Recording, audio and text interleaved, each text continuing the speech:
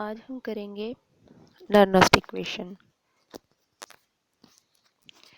तो जैसा कि हम जानते हैं, हमने पिछले सेक्शन में देखा था कि कंसंट्रेशन है, जितनी भी स्पीसीज इन्वॉल्व होती है इलेक्ट्रोड रिएक्शन के अंदर, उनकी कंसंट्रेशन हमेशा क्या लेके चलते हैं, यूनिटी लेके चलते हैं।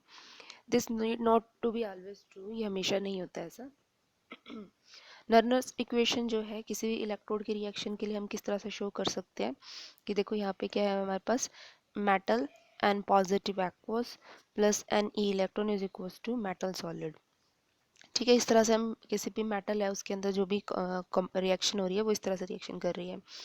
The electrode potential at any concentration measured with respect to, अगर हम स्टैंडर्ड हाइड्रोजन इलेक्ट्रोड के रिस्पेक्ट में किसी भी मेटल इलेक्ट्रोड की कंसंट्रेशन निकाल रहे हैं तो हम उसे कैसे लिखेंगे, हम उसे लिखेंगे यहाँ पे M E M F of N positive oblique M.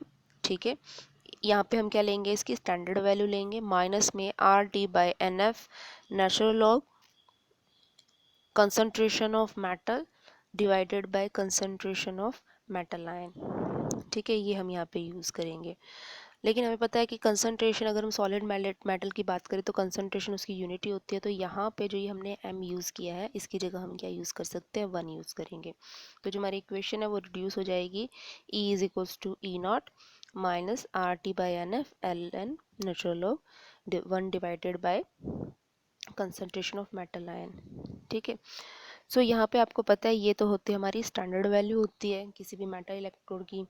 यहाँ पे आर क्या है, गैस कांस्टेंट है, जिसकी वैल्यू कितनी होती है 8.314 जूल पर मोल पर केल्विन। और एफ क्या है, यहाँ पे फैराडे कांस्टेंट है, जिसकी वैल्यू कितनी होती है 96,487 गुलाम पर मोल। और टी क्या है, टेम्परेचर, टेम्परेचर को केल्विन में लेना है। एम एन क्या है, कंसंट्रेशन ऑफ किसी भी स्पीसीज की, जिस मेटल आयन की स्पीसीज की कंसंट्रेशन हम निकाल रहे हैं। तो ये हमारी रिएक्शंस हैं, ये टेबल है, इसके बारे में हम कल पढ़ चुके थे। अगर हमारे पास डेनियल सेल है, ठीक है, डेनियल सेल है और हमें क्या प्रेजेंट करनी है, electrode potential of a given concentration.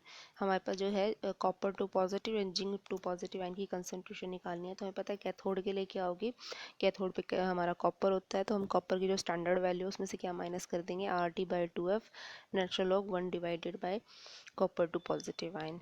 Anode के लिए ये रिएक्शन इस तरह से रिड्यूस हो जाएगी, E Zn2 positive oblique Zn is equals to standard value of EMF of the cell minus में RT divided by 2F natural log 1 में जिंक टू पॉजिटिव आयन। ठीक है, अब हमें पता है सेल का पोटेंशियल हम कैसे देते हैं, जो हमारा कैथोड है उसमें से एनोड वाली वोल्टेज को हम माइनस कर देते हैं, उसके पोटेंशियल को हम माइनस कर देंगे। तो जब हम दोनों को माइनस करेंगे तो हमारे पास क्या आएगा, स्टैंडर्ड वैल्यू से स्टैंडर्ड वैल्यू को माइनस कर देंगे और आर टी कॉमन ले लेंगे, हमारे पास आ जाएगा 1 divided by copper two positive aqueous minus में natural log 1 divided by zinc two positive this. ठीक है, दोनों में से माइनस साइन लेंगे तो यहाँ पे क्या होगा, अगर आप देखेंगे इस वाले टर्म को, अगर हम सिर्फ इस वाले टर्म को कंसीडर करें तो एक तरह से होगा log a minus log b। और हमें पता है नेचुरल लॉग, हम जानते हैं कि अगर हम नेचुरल लॉग a में से नेचुरल लॉग b को माइनस करते हैं तो ये किसके बराबर होता है, natural log a divided by b के इक्वल होता है। तो यही हम यहाँ पे प्रॉपर्टी यूज़ करेंगे। तो हमारे पास जो इक्वेशन है वो कैसे रिड्यूस हो जाएगी, हमारी इक्वेशन रिड्यूस हो जाएगी इस तरह से कि EMF of the cell is equals to standard value of the cell. ठीक है, जो भी सेल की स्टैंडर्ड वैल्यू है उसमें से हम क्या माइनस करेंगे, minus R T divided by 2F natural log zinc two positive divided by copper two positive concentration इनकी। ठीक है, तो यहाँ पे अगर आप देखें तो जो सेल का जो EMF है वो किसके ऊपर डिपेंड कर रहा है, दोनों की concentration, copper two positive ion की कंसंट्रेशन और जिंक टू पॉजिटिव आयन की कंसंट्रेशन। और दूसरा ये इसका मतलब क्या है कि जैसे जैसे आपकी कंसंट्रेशन इंक्रीज होगी तो इसकी वैल्यू इंक्रीज होगी और कंसंट्रेशन डिक्रीज होगी। देखो ये क्या कह रहा है कि EMF ऑफ द सेल की वैल्यू जो है हमारे पास यहाँ पे, ठीक है, EMF ऑफ द सेल की जो वैल्यू है यहाँ पे हमारे पास,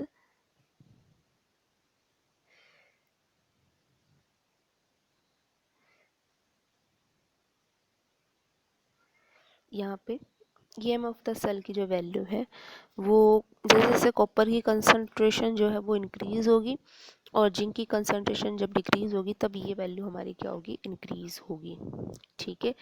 दूसरा दूसरा क्या कह रहा है, by converting the natural logarithm to the base 10। Natural logarithm को लोग बेस के अंदर 10 कन्वर्ट करेंगे तो यहाँ पे हमारे पास हमें पता है हम 2.303 जो भी क्वांटिटी उसे मल्टीप्लाई करेंगे और हम आर और टी की हम यहाँ पे आर एफ की वैल्यू भी पुट कर देंगे, साथ के साथ टी की वैल्यू हम रूम टेम्परेचर 298 यहाँ पे रखेंगे। तो ये जो हमारी इक्वेशन है वो रिड्यूस हो जाएगी कुछ इस फॉर्म में 0.059 divided by 2 natural log zinc two positive divided by copper two positive. ठीक है। So we should use the same number of electron in both electrode. अब हमें पता है दोनों इलेक्ट्रोड में same number of electrons use हम कर रहे हैं तो इसी वजह से एफ की जो वैल्यू है वो दोनों में सेम है। सो सिमिलरली हम निकल का और सिल्वर का भी यूज़ कर सकते हैं। अगर उसके लिए हमें नर्नस्ट इक्वेशन लिखनी है तो नर्नस्ट इक्वेशन कुछ इस तरह से लिखी जाएगी। यहाँ पे क्या होगा हमारे पास, EM of the cell minus में standard value of the cell minus is equal to standard value of cell minus RT divided by 2F natural log nickel two positive divided by silver 1 positive. ठीक है। ठीक है। अब एक चीज़ और ध्यान रखना, यहाँ पे इसकी पावर 2 हो रही है क्योंकि यहाँ पे जब इसका एक आयन ब्रेक हो रहा है, दो 2 पॉजिटिव बन रहा है, वहाँ पे इसका इसके 2 मोल्स ब्रेक हो रहे हैं। ठीक है। इसलिए यहाँ पे हम क्या यूज़ कर रहे हैं, स्क्वायर यूज़ कर रहे हैं। इस चीज़ को हमें यहाँ पे ध्यान रखना है।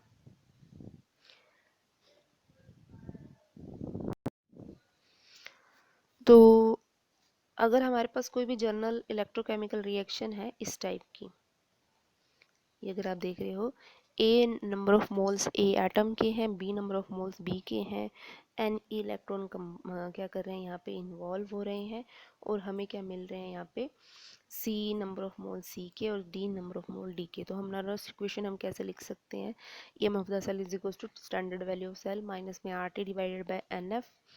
ठीक है। एन का मतलब कितना है, जितने हमारे यहाँ पे पॉजिटिव नेगेटिव जितने नंबर ऑफ इलेक्ट्रॉन यहाँ पे कंबाइन हो रहे हैं और यहाँ पे क्या आएगा, नेचुरल लॉग सी की पावर सी डी की पावर डी डिवाइडेड बाय ए की पावर ए बी की पावर बी। यानी ऊपर आपको क्या लिखना है, प्रोडक्ट वाली साइड और नीचे आपको क्या लिखनी है, रिएक्टेंट वाली साइड लिखनी है। तो यहाँ पे क्वेश्चन भी है आपके पास, यहाँ पे आपको रिप्रेजेंट हो रखी है कि किसी सेल के अंदर रिएक्शन जो हो रही है वो रिप्रेजेंट हो रही है। तो अगर आप यहाँ देखेंगे तो यहाँ नंबर ऑफ आयंस कितने हमारे 2 हैं, 2 इलेक्ट्रॉन्स हैं।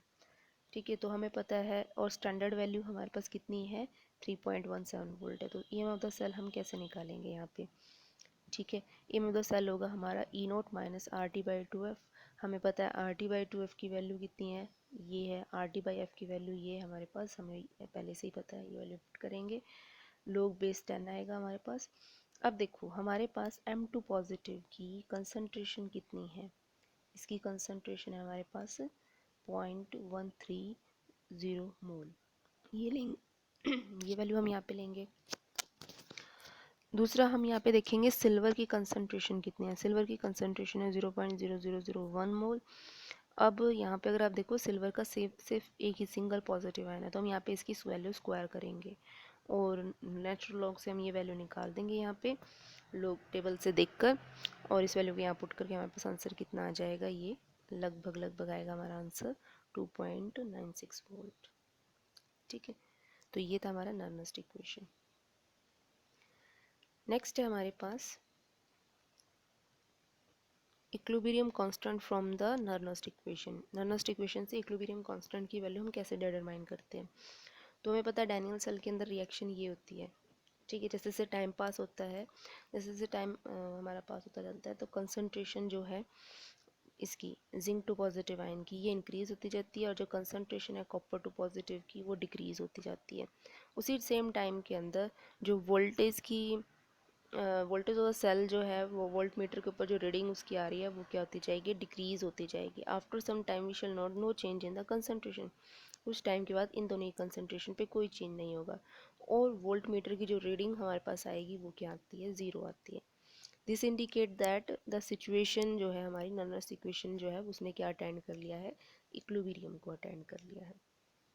तो हम एक तरह से इसके लिए नर्वस इक्वेशन अगर हम लिखते हैं इक्विलिब्रियम के अंदर, तो हमें पता है वोल्ट मीटर की रीडिंग 0 आ रही है, तो यानी ई ऑफ द सेल क्या होगा, 0 होगा। ठीक, तो उस केस में हम क्या कहेंगे, E M of the cell standard value किसके बराबर होगी, 2.303 R T by 2 F divided by into log base 10 into positive copper two positive, इसको यहाँ ले जाएंगे तो यहाँ पे नेगेटिव इधर आके क्या हो जाएगा, पॉजिटिव, तो हमारी इक्वेशन इस तरह से बन जाएगी। अब हम जब कह रहे हैं इक्विलिब्रियम अटेंड हो गया है, ठीक है, तो हम इन दोनों की जो वैल्यू है हमारे पास, zinc two positive copper two positive, इन दोनों की वैल्यू को हम कितना मान के चलेंगे, यहाँ के सी मान के चलेंगे, ये हमारा इक्विलिब्रियम कांस्टेंट है। ठीक है, और अगर हम वैल्यू ले क्या लें, 298 केल्विन यहाँ पे हम लें, और हमें पता है कि डेनियल सेल का जो स्टैंडर्ड वैल्यू कितनी होती है, 1.1 वोल्ट होती है। ठीक है, ये वैल्यू अगर हम ले लें तो यहाँ से डेल्टा लोग के सी की वैल्यू कितनी आ जाएगी, 1.1, ये 2 यहाँ पे चला जाएगा, मल्टीप्लाई हो जाएगा, और ये हमारा जो है 0.25 इन डिवाइड में आ जाएगा, तो ये वैल्यू हमारे पास कुछ इस तरह से आएगी।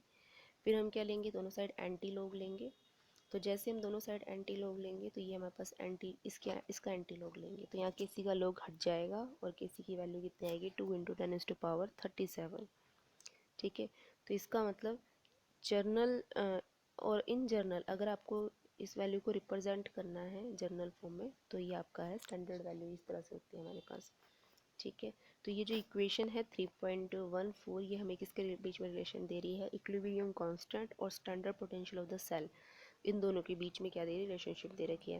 That the equilibrium constant of the reaction difficult to measure otherwise हम इसे मेजर नहीं कर सकते, इसी ट्रिक से हम इसे मेजर कर सकते हैं।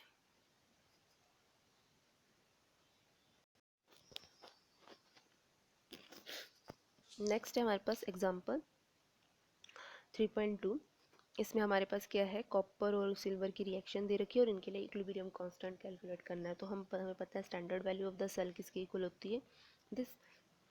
ठीक है, अब हमें यहाँ पे पता है कि स्टैंडर्ड वैल्यू कितनी दे रखी है हमारी, 0.46 दे रखी है, यानी कि हमारे पास ये जो वैल्यू है यहाँ पे आपकी E naught of the cell is equals to 0.0059 volt divided by 2 log के सी, तो log के सी की वैल्यू कितनी आ जाएगी हमारे पास, 15.6 आ जाएगी। हम इसका एंटी लॉग लेंगे, इसका जैसे ही हम एंटी लॉग लेंगे तो हमारे पास के सी की वैल्यू आएगी 3.92 × 10⁻15। तो आज के लिए हम इतना करेंगे, बाकी हम नेक्स्ट लेक्चर में करेंगे।